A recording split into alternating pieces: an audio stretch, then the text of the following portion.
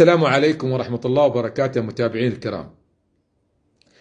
أغلب الشباب الغير متزوج تواصل معاي وطالبين فحص نقص المناعة المكتسب الإيدز، قلقين وخايفين. يعني بعد الفحص أرشدهم وأوعظهم وأوجههم وأقول يا أولادي لا تلجوا إلى الحرام، والله سبحانه وتعالى نادى ولا تقربوا الزنا إنه كان فاحشة وساء سبيلا، وهذا شيء يعني تنقلون أنفسكم أمراض جنسية غير الإيدز.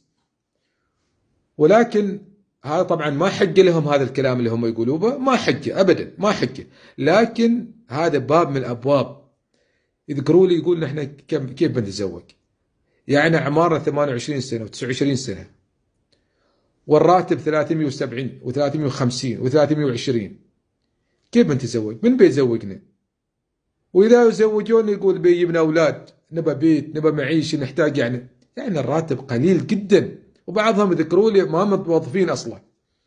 أذكرنا واحد قبل فترة خريج جامعة يقول من 3 سنوات متخرج وأبحث عن عمل وما حصلت، والآن أشتغل في شاحنة ب 180 ريال مع واحد وافد سائق.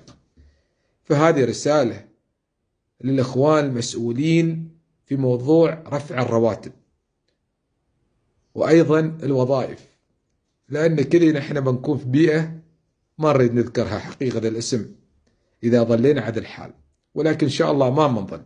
نسأل الله التيسير وبارك الله فيكم وجزاكم الله خير.